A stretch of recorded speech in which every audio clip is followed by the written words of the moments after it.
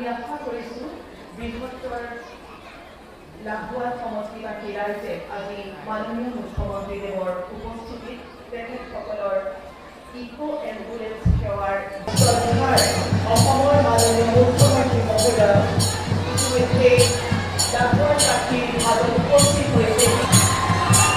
আপোনাক আন্তৰিক স্বাগতম জনাইছোঁ।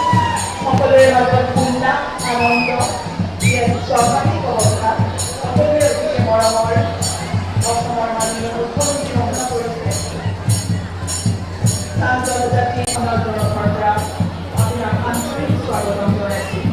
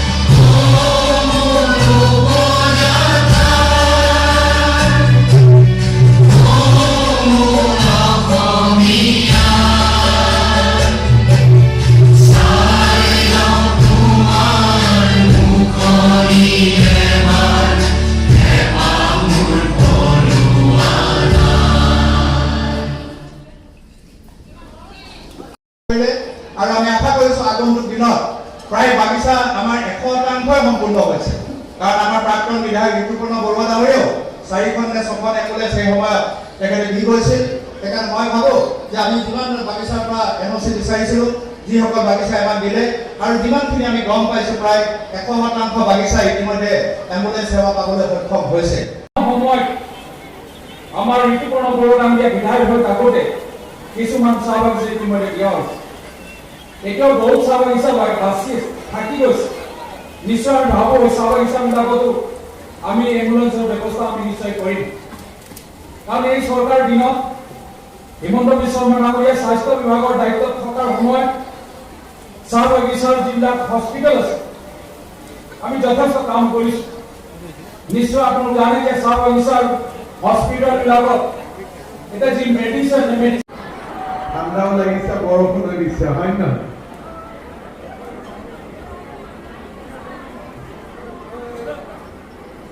আজিৰ আগতীয়া শুভেচ্ছা জনাইছোঁ। 2টা বছৰ কোভিডৰ কাৰণে আমি বাপতি সাহোন বিহু ভাল কৰি পাতিব পৰা নাছিলোঁ। এইবাৰ কোভিড এক প্ৰকাৰ আমাৰ মাজত বৰ্তমান নাই। অসমীয়া মানুহে অতি আনন্দৰে সৈতে এইবাৰ বিহু পাতিব পাৰিব। মই সকলোকে বিহুৰ শুভেচ্ছা জনাইছোঁ।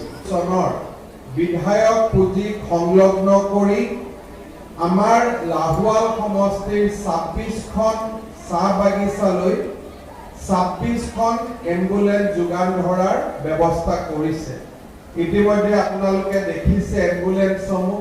আমিও নাৰিকল ভাঙি ইয়াৰ আজিৰ পৰা আমি তাক ৰাইজৰ হৈ অৰ্পণ কৰিলোঁ।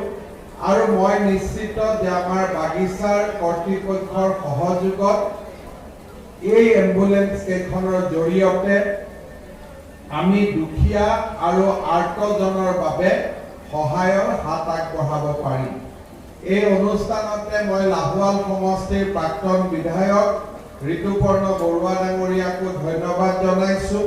তেখেতৰ কাৰ্যকালতো চাহ বাগিচাত এম্বুলেন্স দিয়াৰ কাম আৰম্ভ হৈছিল আৰু আজি বিনোদ হাজৰিকা ডাঙৰীয়াই এটা খুব বৈপ্লৱিক পদক্ষেপৰ জৰিয়তে একেলগে 26খন এম্বুলেন্স যোগান ধৰাৰ যি ব্যৱস্থা কৰিছে তাক দেখা পাই মই নিজেই অত্যন্ত গৰ্বিত অনুভৱ কৰিছোঁ।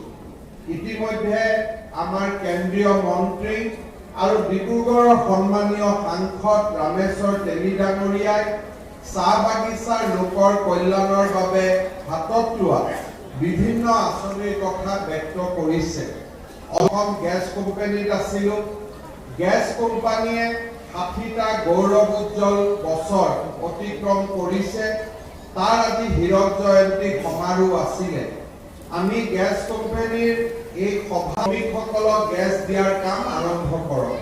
চিলিণ্ডাৰতকৈ কম দামত পাব আৰু গেছেদি যেতিয়া পাইপেদি গেছ পাব, গেছৰ অনা নিয়া অহা যোৱা এইবিলাকৰ প্ৰয়োজনীয়তা দূৰ হ'ব আৰু এটা মিতব্যয়িতাৰ মাজেৰে তেওঁলোকে গেছ ব্যৱহাৰ কৰিব পাৰিব।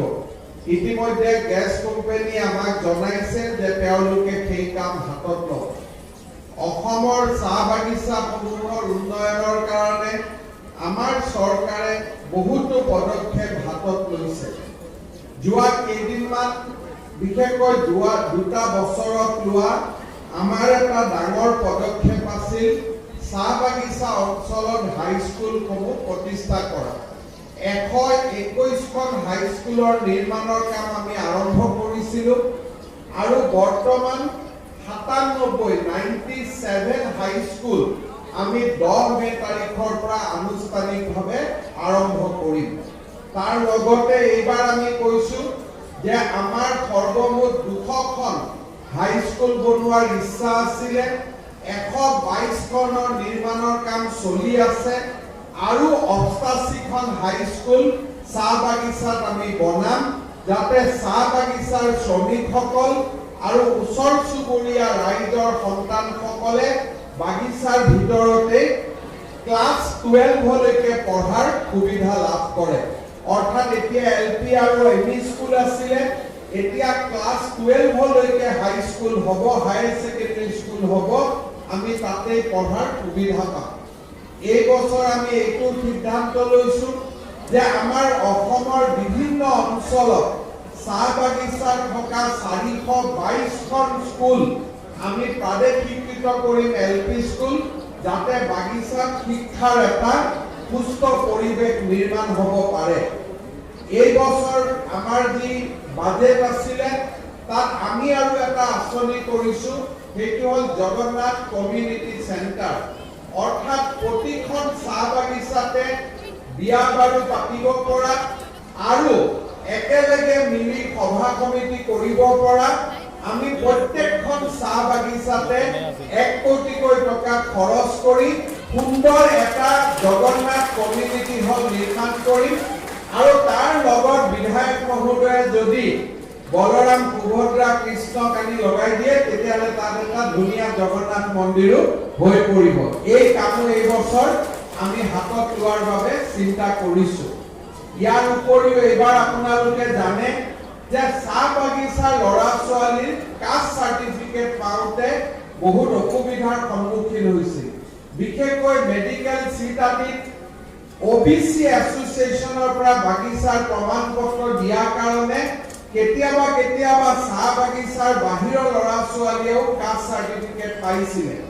এইবাৰ আমি সিদ্ধান্ত লৈছোঁ যে অসমৰ চাহ জনগোষ্ঠীৰ যি চাৰ্টিফিকেট, সেইটো অকল চাহ জনগোষ্ঠীৰ জাতীয় মঞ্চই দিব আৰু তাৰ ফলত এই চাহ বাগিচাৰ যি ভুৱা প্ৰমাণ পত্ৰ আছিল, সেই ভুৱা প্ৰমাণ পত্ৰৰ সমস্যাও সম্পূৰ্ণভাৱে দূৰীকৰণ হ'ব। ইয়াৰ লগত বাগিচা অঞ্চলত আৰু ওচৰ চুবুৰীয়া ৰাইজৰ বাবে আমি প্ৰত্যেকখন চাহ বাগিচাতে একোটা ৱাটাৰ ছাপ্লাই স্কিম আমি নিৰ্মাণৰ কাম আৰম্ভ কৰিছোঁ জল জীৱন মিছনৰ সৈতে লগ লাগি, আৰু ডিব্ৰুগড় জিলাৰ প্ৰত্যেকখন বাগিচাতে এনেকুৱা পানী যোগান নিৰ্মাণৰ কাম হয় আৰম্ভ হৈছে, নহলে আৰম্ভ হোৱাৰ পথত। এই কাম হোৱাৰ লগে লগেও আমাৰ বাগিচাৰ খোৱা পানীৰ সমস্যাসমূহ দূৰ হ'ব। চাহ বাগিচাৰ ৰাস্তা ঘাট নিৰ্মাণৰ ক্ষেত্ৰতো আমি ব্যৱস্থা হাতত লৈছিলোঁ আৰু বিনোদ হাজৰিকা ডাঙৰীয়াই কোৱাৰ অনুসৰি লাহোৱাল সমষ্টিত যি ৰাস্তা ঘাটৰ সমস্যা আছে, সেই সমস্যাসমূহ পৰ্যায়ক্ৰমে দূৰ কৰাৰ বাবে মই আপোনালোকক প্ৰতিশ্ৰুতি দিব বিচাৰিছোঁ।